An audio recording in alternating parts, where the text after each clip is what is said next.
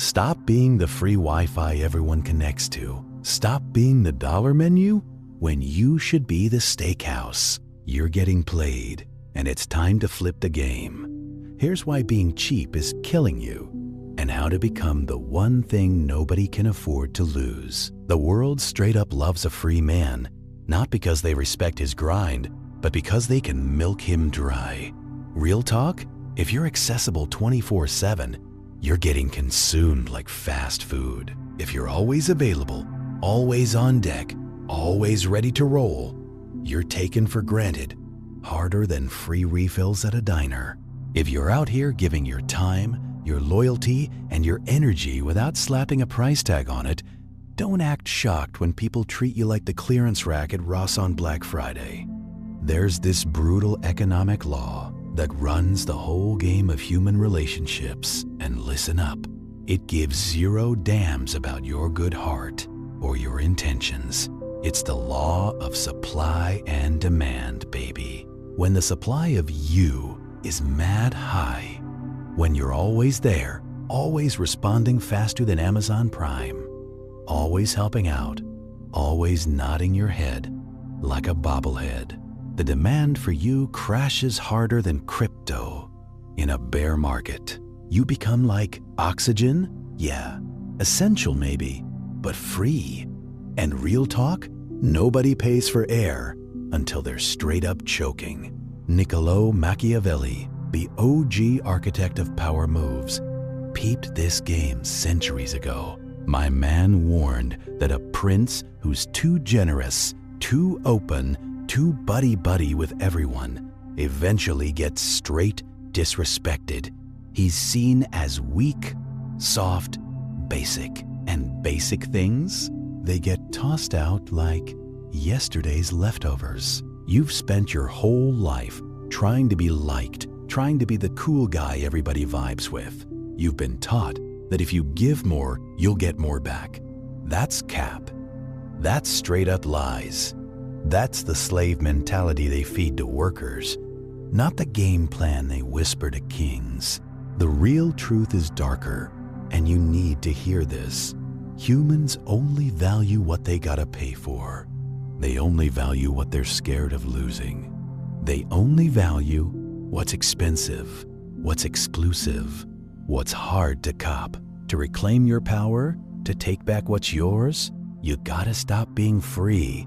You need to become a luxury good in a world drowning in cheap knockoffs and budget options. But yo, how do you put a price tag on a human soul? How do you create scarcity when you got bills stacking up and relationships you're trying to maintain? I'm about to show you the blueprint. We're gonna deconstruct the whole psychology of value from the ground up. We're gonna apply the laws of luxury economics to your whole personality, your whole vibe. By the end of this video, you're gonna understand why being difficult is actually a flex, a virtue even, and why being expensive is the only way to be truly free in this game. But first, real talk. You gotta admit something to yourself. You're on sale right now, and it's time to close up shop for good. Phase 1, the paradox of value. Why water is free and diamonds cost a bag. Adam Smith, the godfather of economics, wrestled with this paradox that literally explains your entire social life, your whole situation. He asked the question, why is water, which is essential for life, which we literally need to survive, basically free? And why are diamonds, which are mad useless when you really think about it, so incredibly expensive that people drop bans on them? The answer? Scarcity, fam. Water is everywhere. It falls from the sky like it's nothing. It flows in rivers. It's in every tap, every fountain, every gas station. Because it's abundant, mad common, it gets taken for granted. You wash your hands with it without thinking. You flush it down the toilet. You waste it like it's infinite. Diamonds, though? Diamonds are rare as hell. They're hard to find, buried deep underground. They require labor, suffering, blood, and tears to extract from the earth. Because they're scarce, because you can't just cop them anywhere, they're worshipped. People literally kill for them. People starve themselves, work double shifts, go into debt just to buy them. Now look at your life. Dead honest, no cap. Are you water or are you a diamond? The nice guy, the yes man, the reliable homie who's always down? He's water, straight up. He's essential to the whole ecosystem of other people's lives. They need him to listen to their problems at 2 a.m. They need him to do the heavy lifting, the grunt work. They need him to validate their ego, gas them up when they're feeling down. But because he flows freely, because he's always available like a 24/7 convenience store, they flush him. They cancel plans with him last minute because they know, deep down, he won't get mad. He won't push back. They underpay him, lowball him, because they know he won't negotiate, won't fight for more. They dump their emotional garbage on him, all their drama and trauma, because they know he's an open container, a walking therapy session. He thinks he's being a good person, a real one. In reality, he's flooding the market with his own presence. He's created a surplus of himself, oversupplied the demand. Economics 101, fam. To become expensive, to level up from water to diamond status, you gotta become useless to those who can't afford you. Let me repeat that because it's crucial. You must become useless to those who cannot afford you. This is a hard pivot, no lie. It requires you to kill that part of you that craves immediate validation, that dopamine hit from being liked. You gotta be willing to be called distant, cold even. You gotta be willing to be called arrogant, stuck up, too good for people. Let them talk.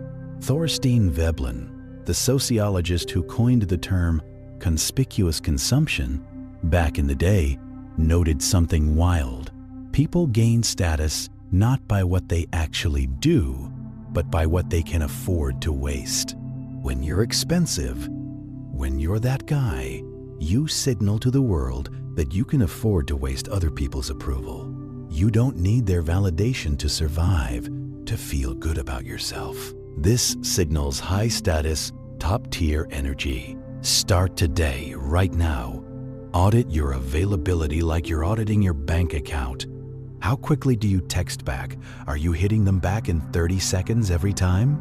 How often do you say yes to things you secretly hate? How much time do you spend listening to people who never ever ask about you, who never check in on your life?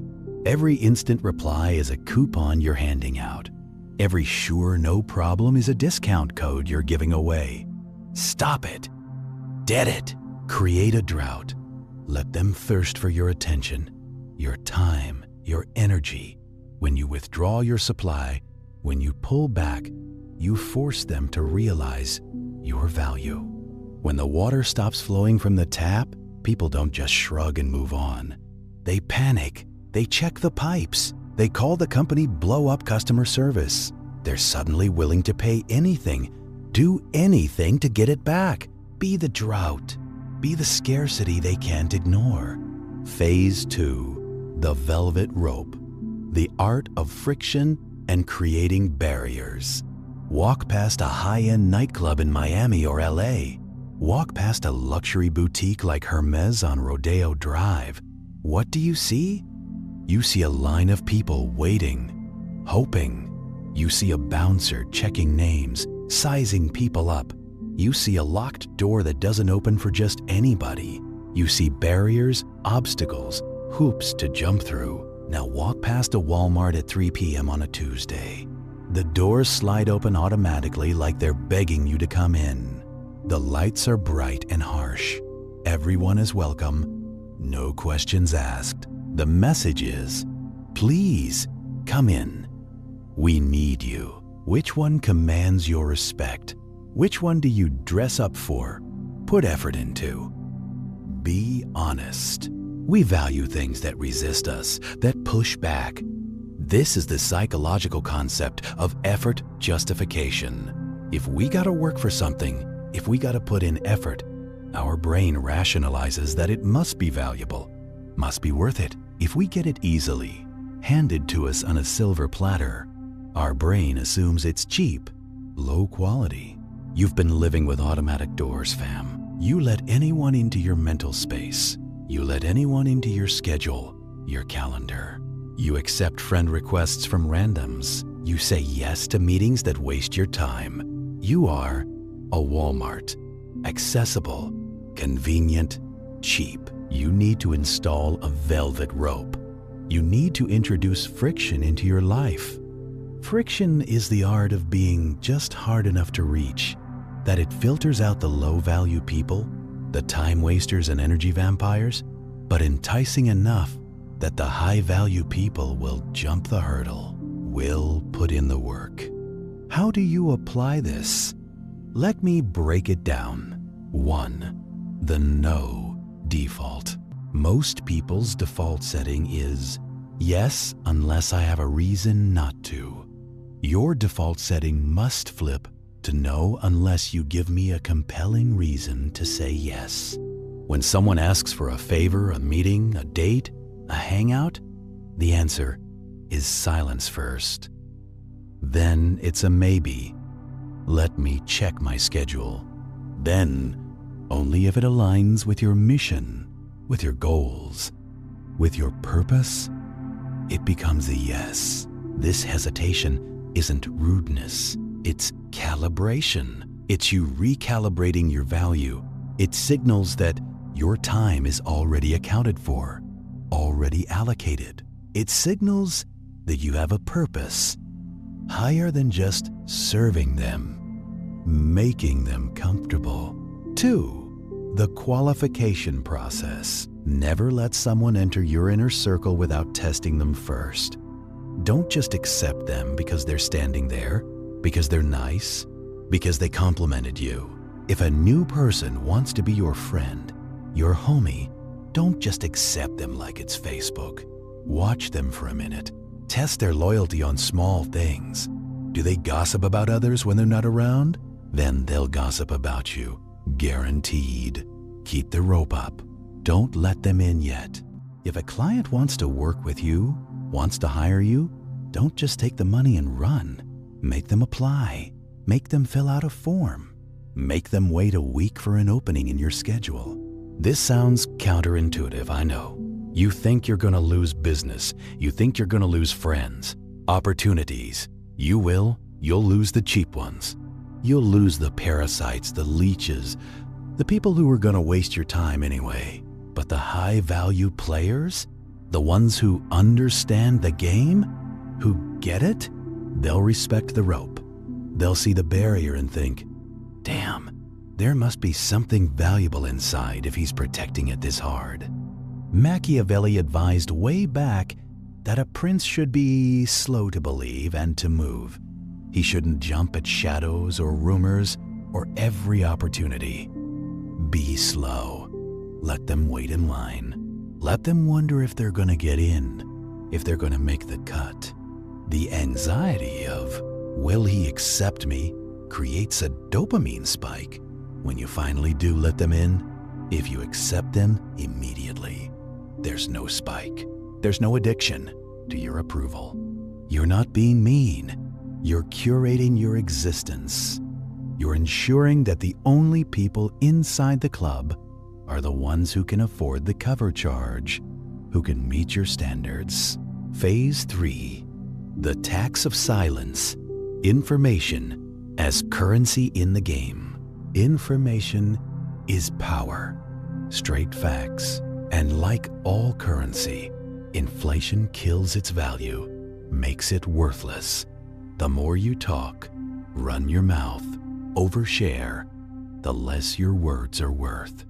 Simple economics. The free man is an open book, an unlocked diary.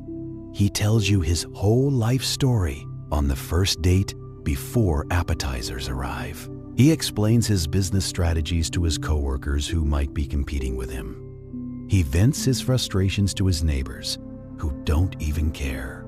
He broadcasts every move, every thought, every feeling on social media like it's a reality show. He's inflating his own currency. He's flooding the market with data about himself. And because he tells everyone everything, posts everything, shares everything, he has no leverage. He has no cards to play.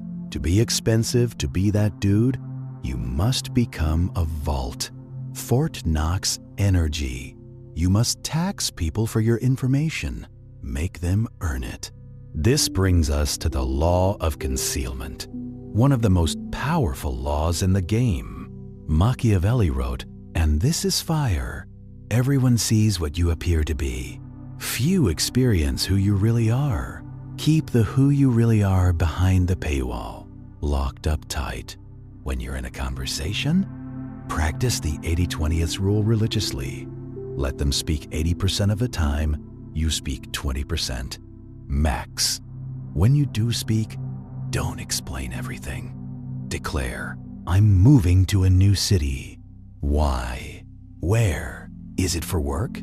It's time for a change. End of sentence. Full stop. Period. Do not justify.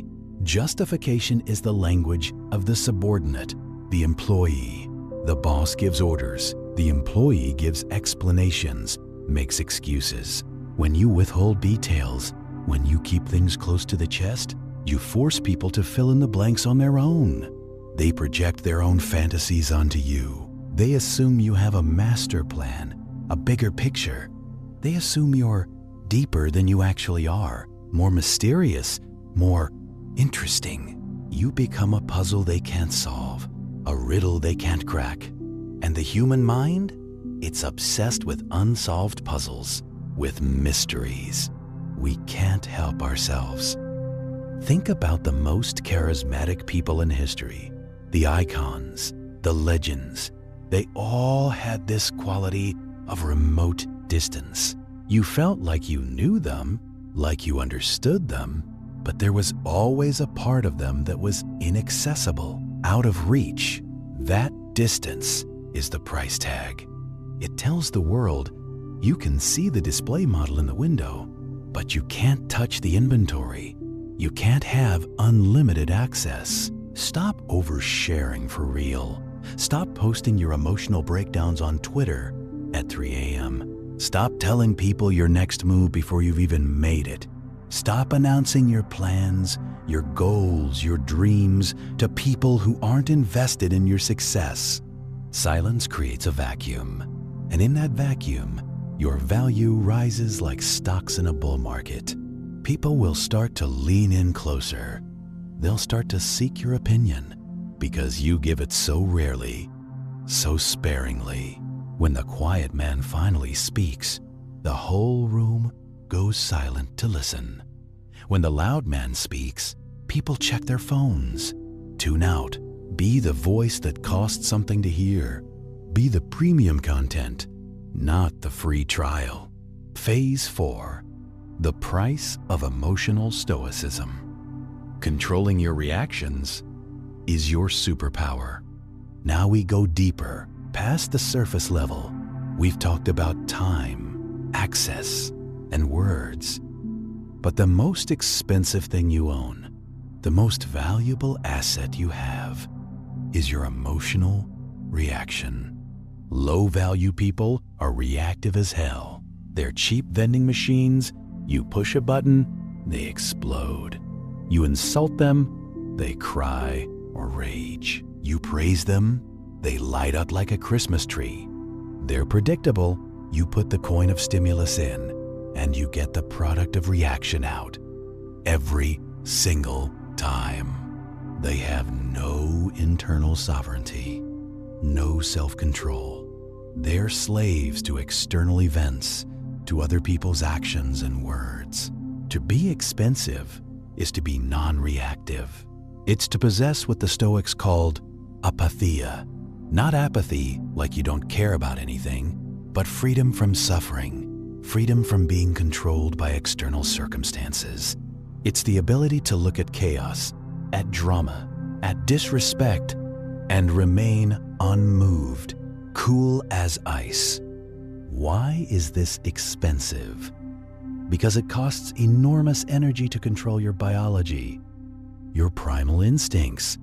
When someone disrespects you, talks trash, your lizard brain screams, attack, defend, fight back. To override that scream, to ignore that instinct, requires high-level executive function. It requires discipline. It requires a soul that has conquered itself first. When you don't react to an insult, when you just look at them calmly, you subvert the whole power dynamic. The person insulting you wants a reaction. That's the payment they're looking for, the satisfaction they need. If you deny them the reaction, you leave them holding the bag of their own toxicity, their own negativity. Imagine a negotiation scene. One man is sweating bullets, talking fast, fidgeting, desperate to close the deal.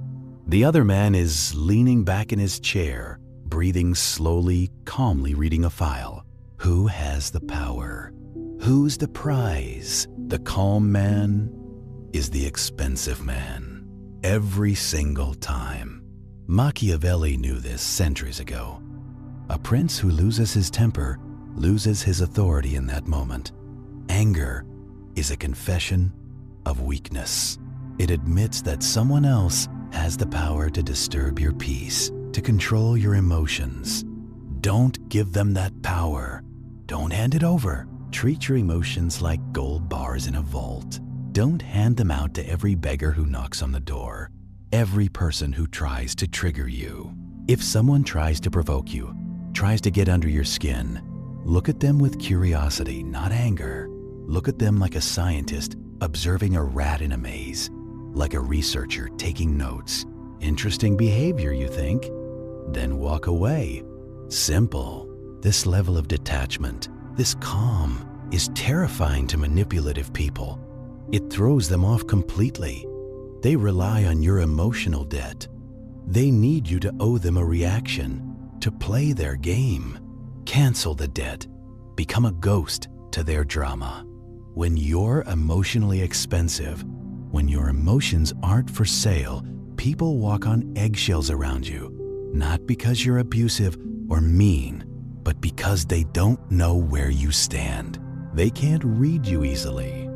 They have to work to understand you. They have to invest mental energy to figure you out. And the more energy they invest, the more valuable you become to them. This is the sunk cost fallacy, weaponized for your benefit.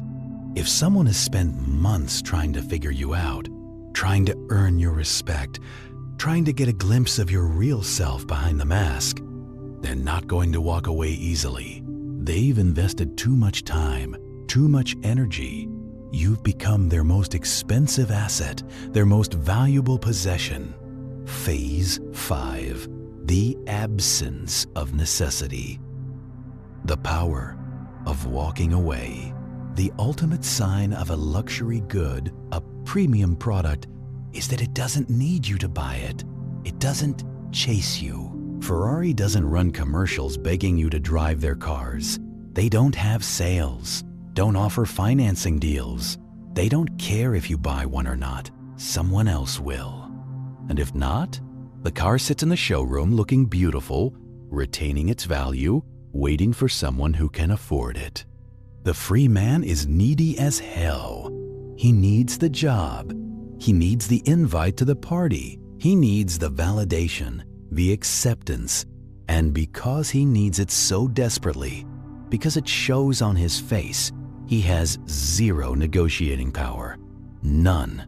In Never Split the Difference, Chris Voss teaches that neediness is the death of any negotiation. The moment the other side smells that you must have the deal, that you're desperate, the price goes down. Your value drops. To be expensive, you must cultivate the power of walking away. You must build a life where you don't need any specific person or opportunity to be whole, to be complete. This is what Machiavelli meant when he said, "A prince should rely on his own arms, not the arms of others." Don't be dependent. If your financial stability depends entirely on one boss, one job, you're cheap. You're a slave to that paycheck. If your emotional stability depends entirely on one partner, one relationship, you're cheap. You're a dependent, not an independent. You must diversify your power, spread it out, build skills that are rare, that are in demand. Build a network that's wide and deep. Build a mind that's self-sufficient, that doesn't need constant external validation. When you know deep in your bones, in your soul, that you can walk away from any table, any situation, and be fine, be good, you become dangerous. You become powerful. You negotiate differently. You speak differently. Your whole energy shifts. You're not bluffing when you set boundaries. You're simply stating the terms, the facts. This is my price. This is my standard. Meet it or I walk. And you have to mean it. You can't be fronting. The free man stays in bad relationships, toxic situations, because he's afraid to be alone, afraid of starting over. The expensive man leaves, walks out, because he knows his solitude is worth more than bad company. The free man accepts a low salary, gets underpaid, because he's afraid of unemployment, afraid of the gap in his resume. The expensive man quits, bounces, because he knows his skills are valuable, that he's a premium good. This willingness to destroy the deal to blow it up is paradoxically what makes the deal possible on your terms. It signals to the world, to everyone watching, I am not desperate. I am selecting. I am choosing, not begging. When you stop needing them, they start needing you. It's the dark irony of desire, of human psychology. We want the cat that ignores us, not the dog that jumps on us, begging for attention. Be the cat. Sit on the high wall. Watch the world go by. Clean your paws.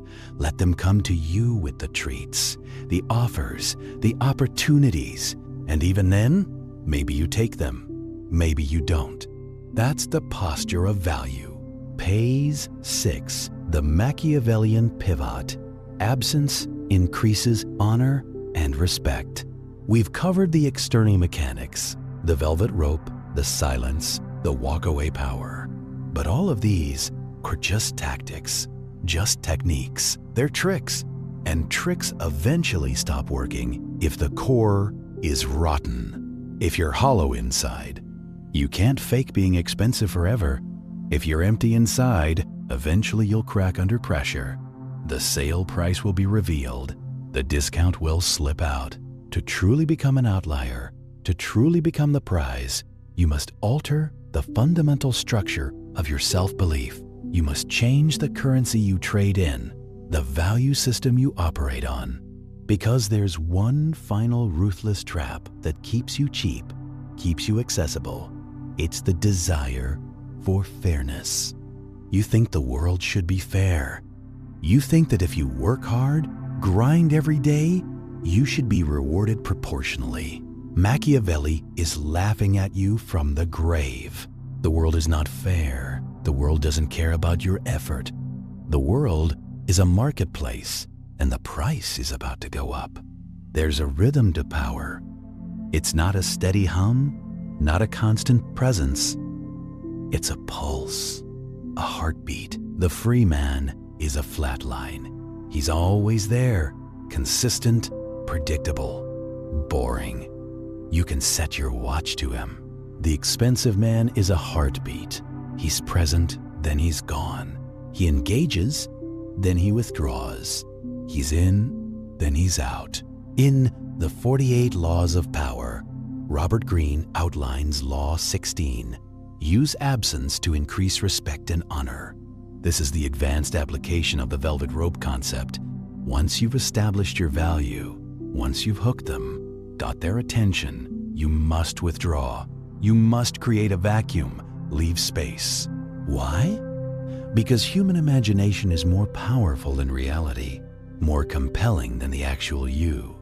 When you're with someone physically, they see your flaws up close. They see that you have a stain on your shirt. They hear you stutter or mess up words. You become human, mortal, flawed. When you're absent, when you're gone, you become an idea in their mind. And ideas are flawless, perfect. When you withdraw, people begin to fill the silence with their own fantasies about you. They wonder what you're doing. They wonder who you're with, what opportunities you're pursuing. They wonder why you don't need them right now. This curiosity transforms into admiration, then obsession. He must be doing something important. He must have better options. You're essentially short-selling your own presence. By reducing the supply, you spike the price. Market manipulation. 101. But this requires nerves of steel, real confidence, because when you withdraw, your insecurity will scream at you. What if they forget me? What if they move on? What if they find someone else? Let them try. If they find someone else that easily, you were never the diamond to them. You were just a placeholder, a temporary fix. Better to know now than waste more time. But usually, they won't move on. Usually, they'll chase. They'll reach out. They'll wonder where you went. Think of the artist who disappears for a whole year to work on an album. No tweets, no Instagram stories, no interviews, silence. When the album finally drops, the world stops to listen. Think of the employee who never takes overtime, never joins the office gossip circle, and leaves exactly at 5 p.m. every day like clockwork. When he speaks at a meeting, the boss listens closely. Everyone pays attention. Why? Because he's not part of the noise. He's signal, not static. Use this strategically in your life. If you've been too available in a relationship, too present, pull back. Not with anger, never with anger or pettiness, but with purpose. Get busy. Get obsessed with a project, a goal, a mission. Let the texts sit for a few hours before responding.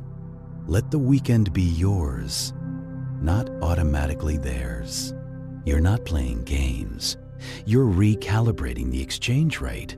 You're reminding them that your presence is a privilege, not a right, not a guarantee. A star that's always in the sky gets ignored. Background noise. A comet that appears once every 100 years is an event, a phenomenon. Be the comet, not the streetlight. Pays 7. Never split the difference. The intolerance of mediocrity. The free man compromises constantly. He splits the difference, meets in the middle. He wants $100 for his work. The boss offers $50. He takes $75 and thinks he won, thinks he negotiated well. He wants loyalty from his partner. She offers mostly faithful. He accepts it and calls it love, calls it compromise.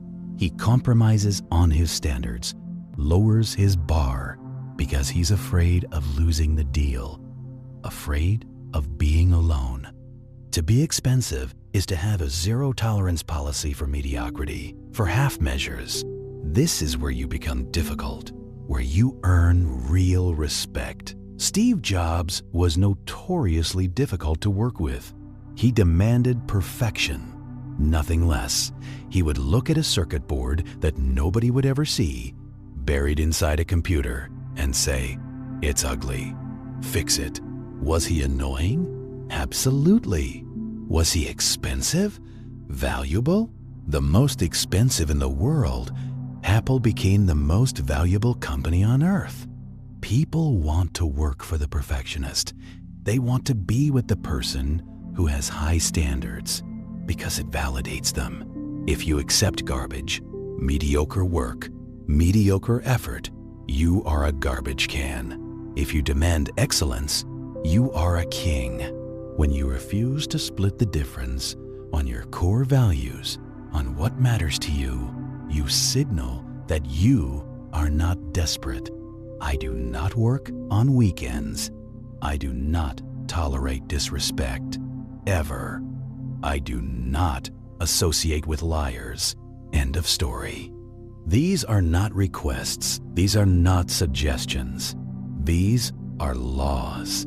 Your constitution. When you draw a hard line in the sand, people will test it. They'll push against it, poke at it. They're checking to see if you're real, if you actually mean it, or if it's just talk. If you hold the line, stay firm. They will bow. They will respect it. If you fold, cave under pressure, they will own you. They'll know you're all bark, no bite. The expensive man is willing to lose the deal, walk away from the table, rather than lower his standard. And the paradox, the beautiful irony, is that because he's willing to lose the deal, he usually gets exactly what he wants. People respect boundaries. This applies to how you treat yourself too, not just others. Conspicuous consumption isn't just about buying Rolexes and designer clothes. It's about consuming high-quality habits, premium inputs. You cannot be expensive to others if you're cheap with yourself. If you eat trash food, sleep poorly on a messed-up schedule, and consume mindless content all day, you're signaling to your own subconscious that you're a low-value asset. You're telling yourself you're not worth the investment. Upgrade your internal operating system. Read difficult books, books that challenge you. Lift heavy weights. Wear clothes that actually fit your body. Speak with precision, with intention. Treat yourself like a high-performance machine that requires premium fuel, not regular unleaded. When you treat yourself with reverence, with respect, the world follows your lead.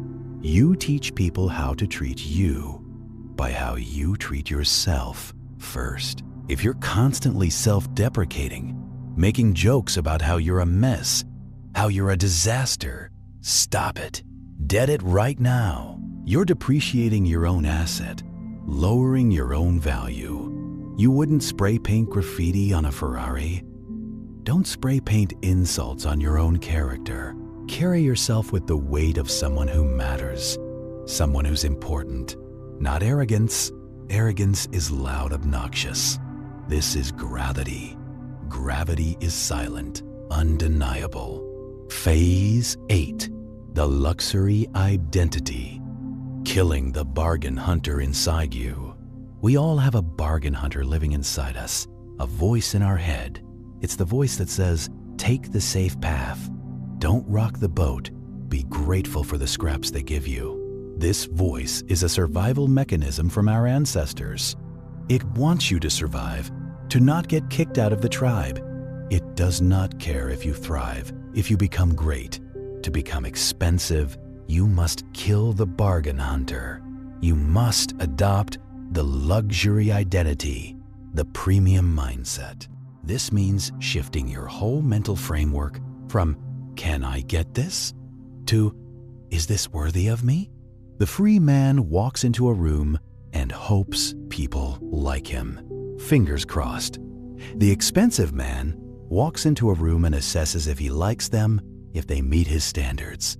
The dynamic is flipped completely. You are the selector, the one choosing, not the one hoping to be chosen. This is not about thinking you're better than everyone in some arrogant way. It's about knowing what fits you, what aligns with you. A puzzle piece isn't better than the other pieces. It just has a specific shape. If it doesn't fit, you don't force it. You don't bend yourself out of shape to make it work. When you stop trying to fit into cheap slots, into spaces that don't value you, you find the expensive ones, the ones that fit perfectly. This requires a level of selective honesty that most people can't handle. Machiavelli suggested that sometimes you must use honesty as a weapon, as a tool. The free man lies to keep the peace, to avoid conflict. He says it's fine when it's not. No worries when he's actually bothered. The expensive man uses the truth to cut through the noise, to be direct. I don't like this idea. This isn't working for me. I expect better than this. This bluntness is rare as hell in today's world. It's shocking, it's jarring, and it's valuable. In a world of fake politeness, of everyone being passive-aggressive, the man who speaks the truth straight up is a rare commodity. People will trust you more because you're willing to offend them, to be real. They know you're not manipulating them with flattery, not blowing smoke. You become the trusted advisor, the consigliere, the one who tells it like it is. And the consigliere is always the highest paid man in the room. Pays 9, the ultimate cost, facing the void and walking alone. Here's the final price you must pay, the ultimate cost. To be expensive, you must be willing to be misunderstood. You must be willing to walk alone sometimes. The herd is free. The sheep are free. They move together in a group. They're safe in numbers. They have company. The tiger is solitary. The tiger walks alone. And the tiger is expensive. When you start applying these laws, when you put up the velvet rope, when you tax your silence, when you refuse to compromise on your standards, people will react. Some will say you've changed, that you're not the same person. Some will call you selfish, stuck up. Some will leave, walk out of your life. Let them go. This is the sifting process, the filtering. You're sifting sand to find gold. You have to let a lot of sand fall through your fingers to find the real treasure. The free man tries to hold on to the sand, clutches it tight. He's terrified of the empty hand, of being alone. The expensive man knows that the empty hand is simply ready, open, prepared to hold the gold when it comes. You have to be comfortable with the void, with the emptiness, the space between who you were and who you are becoming. In that space, it's quiet, it's lonely. There's no crowd cheering you on. But it's in that silence, that solitude, that you build your empire. You lay the foundation. You're building a reputation. And a reputation is like a fortress, like a castle. It takes time to build, stone by stone, no by no, silence by silence. But once it's built, once it stands strong, it lasts for a lifetime. People will hear about you before they even meet you. They'll know he's not easy, he's not cheap, but he's worth it. He's the real deal. That's the goal. Not to be liked by everyone, not to be popular, but to be valued by the few who matter, the ones who count. To be the prize that must be won, earned. To be the investment that pays dividends over time. To be expensive. You have a choice to make today, right now. You can go back to being free. It's easy, comfortable. The doors are wide open. You can be the nice guy, the yes man, the reliable one. You can give your pieces away until there's nothing left of you, until you're empty. You'll be popular, you'll be used, and you'll be forgotten when someone better comes along. Or you can close the store. You can change the price tag. You can start saying no. You can start withdrawing your attention, your energy. You can start demanding excellence from yourself and others. It will be hard at first. It will be lonely. You'll question yourself, but you will never be cheap again. Never be taken for granted again. You'll look in the mirror and see a man of value, a man of substance, a man who commands his environment instead of begging for scraps, instead of hoping for approval. The world is a marketplace. The game is the game. Stop giving out free samples. Stop the discount codes.